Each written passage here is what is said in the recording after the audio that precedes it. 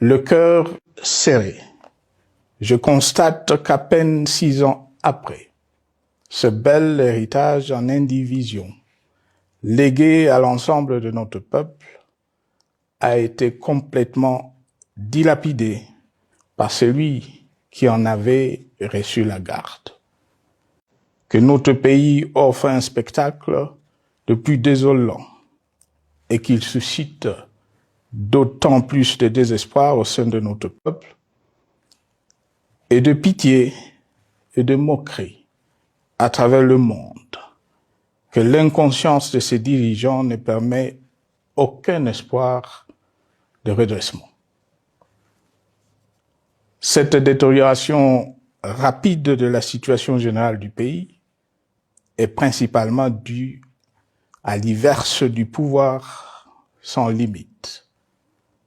Le nouveau dirigeant s'illustre en effet par une série de remises en cause, reniements et violations intentionnelles de la Constitution, avec en toile de fond la volonté irrésistible de concentrer tout le pouvoir entre les mains d'un seul homme, au mépris du pacte qui cimentait la cohésion de notre peuple.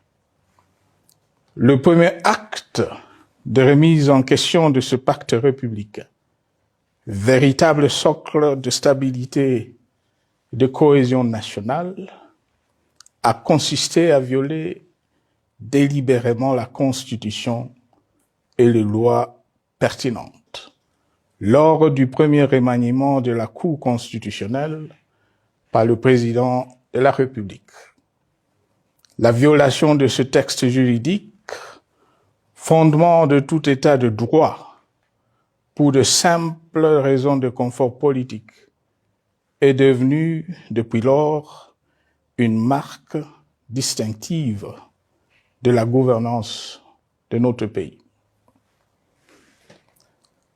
Dans le même esprit, en décembre 2020, il fut organisé un coup d'État institutionnel à la suite du renversement en pleine mandature d'une majorité parlementaire, pourtant dévolue par le peuple souverain, ainsi que le gouvernement qui en était issu.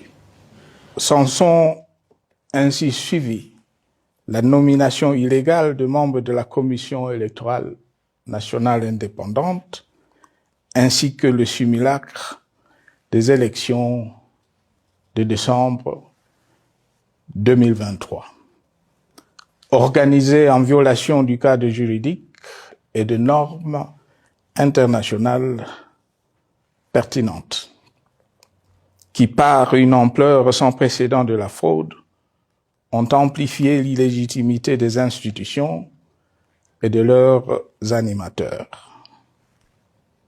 Le coup de grâce a été donné par l'annonce du projet de changement de la Constitution, un projet dont la réalisation liquiderait totalement le consensus national de Sun City.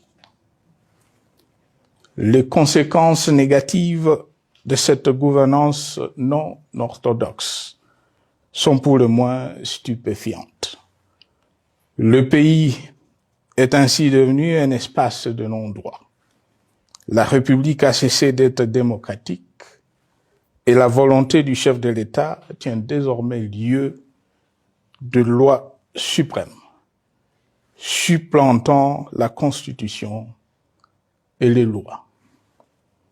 En revanche, érigé en politique du gouvernement, le populisme et la démagogie, le mensonge et l'arrogance, la discrimination et la stigmatisation de certaines composantes de notre peuple, l'institutionnalisation du tribalisme et du népotisme,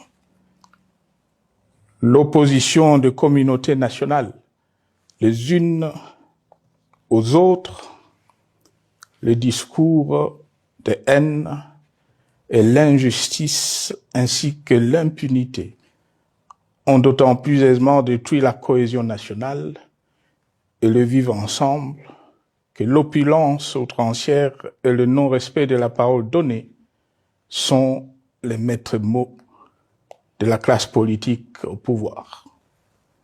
Ce qui a rendu le pays fragile et donc vulnérable. Plus grave, le repli identitaire, dangereux pour l'édification de toute nation, a refait surface.